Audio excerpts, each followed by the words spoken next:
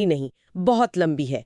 इसे समझने के लिए हम इसे 3 बड़े हिस्सों में बांटते हैं। पूरा पाषाण काल, फिर मध्य पाषाण काल और उसके बाद नवपाषाण काल। तो पूरा पाषाण काल मतलब सबसे पुराना? हाँ, सबसे पुराना पत्थर युग।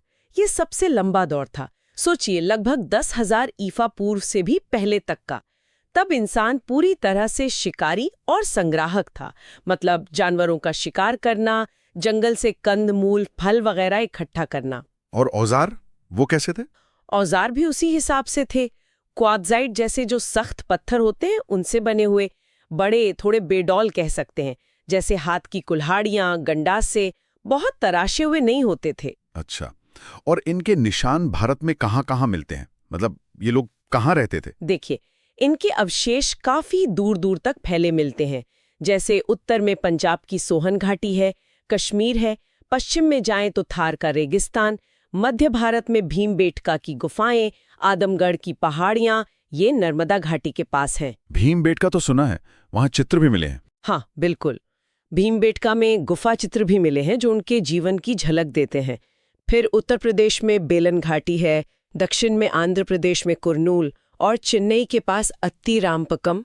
तो ऐसा नहीं कि किसी एक कोने में थे, काफी फैलाव था। ठीक है, तो पुरा पाषाण के बाद आया मध्य पाषाण काल। आपने कहा ये एक बदलाव का दौर था, क्या बदला इसमें? हाँ, मध्य पाषाण काल या मेसोलिथिक एज, ये करीब 10,000 ईसा पूर्व से 6,000 ईसा पूर्व के बीच का समय। ये एक तरह से पुराने और नए पाषाण काल के बीच का पुल था, ट्रांजिशन। और यहाँ जो सबसे बड़ा बदलाव दिखता है वो है औजारों के साइज में। साइज में छोटे हो गए? बहुत छोटे, इन्हें माइक्रोलिथ कहते हैं। आप सोचिए, कई बार तो ये 5 सेंटीमीटर से भी छोटे होते थे। पत्थर के बहुत छोटे नुकीले टुकड़े। इतने छोटे औजार, तो इनका करते क्या थे? इनसे शिकार कैसे होता होगा? अंदाजा यही है कि इन छोटे टुकड़ों को हड्डी या लकड़ी के हत्थों में फिट किया जाता होगा, जैसे भाले की नोक या तीर का अगला हिस्सा। इससे हथियार ज्यादा कारगर हो गए। अच्छा, तो शिकार का तरीका भी बदला होगा फिर? बिल्कुल। अब सिर्फ बड़े धीरे चलने वाले जानवरों का ही नहीं, बल्कि छोटे तेज दौड़ने वाले जानवरों, पक्षियों का शिकार करना, मछली पकड़ना, ये सब ज्यादा आसान हो गया। धनुष बाण का इस्तेमाल शायद इसी दौर में शुरू हुआ। और कुछ खास? एक और बहुत बड़ी चीज हुई, पशुपालन की शुरुआत के संकेत मिलते हैं। जैसे गुजरात में लंगनाज है, मध्य प्रदेश में आदमगढ़ है, वहां से कुत्ते, हिरण, सूअर जैसे जानवरों की हड्डियां मिली हैं। शायद ये पहले पालतू जानवर रहे होंगे। पशुपालन की शुरुआत। हाँ, और साथ ही पौधों को उगाने के भी बहुत शुरुआती संकेत। मतलब लोग शायद अब थोड़ा एक जगह पर ज्यादा टिकने लगे थे। और एक और बात, कुछ जगहों पर मृतकों को माइक्रोलिथ और शंख जैसी चीजों के साथ दफनाया गया है। ये शायद किसी रस्म या मान्यता की तरफ इशारा करता है। दिलचस्प है। और फिर आया नवपाषाण काल। इसे तो नवपाषाण क्रांति भी कहते हैं। क्रांति क्यों?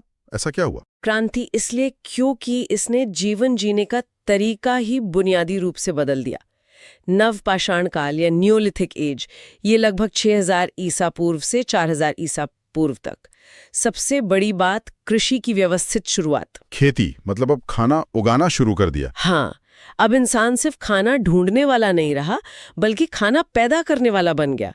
गेहूं, जौ जैसी फसलें उगाने लगे। पशुपालन भी अब सिर्फ शिकार में मदद या मांस के लिए नहीं, बल्कि खेती में मदद के लिए, दूध के लिए, मतलब ज्यादा व्यवस्थित हो गया। और औजार वो भी बदले। औजार भी बेहतर हुए। अब पत्थर को सिर्फ तोड़कर नहीं, बल्कि घिसकर, पॉलिश करके ज्यादा चिकना, पैना और कारगर बनाया जाने लगा। पॉलिश्ड औजार। और एक और बड़ी चीज, मिट्टी के बर्तन बनाना सीख लिया। अच्छा, मिट्टी के बर्तन। तो इन सब का खेती, पशुपालन, बेहतर औजार, बर्तन, इन सब का मिला-जुला असर क्या पड़ा होगा? सबसे बड़ा असर स्थायी बसावट। जब आप खेती करते हैं तो अपनी फसल की देखभाल के लिए आपको वहीं रहना पड़ता है ना। हाँ, सही बात है। तो लोग एक जगह टिक कर रहने लगे। और जब लोग एक जगह रहेंगे तो क्या बनेंगे? गांव। ये गांव की सामुदायिक जीवन की शुरुआत थी। समाज बनने लगा, शायद कुछ नियम कायदे भी। स्रोत में कश्मीर घाटी में बुरझोम जैसी जगहें हैं, बिहार में चिरांद, यूपी में बेलन घाटी और दक्षिण भारत में कर्नाटक में मस्की, ब्रह्मगिरी, तमिलनाडु में पय्यमपल्ली, आंध्र में उतनूर। ये सब महत्वपूर्ण नवपाषाण स्थल हैं जहां से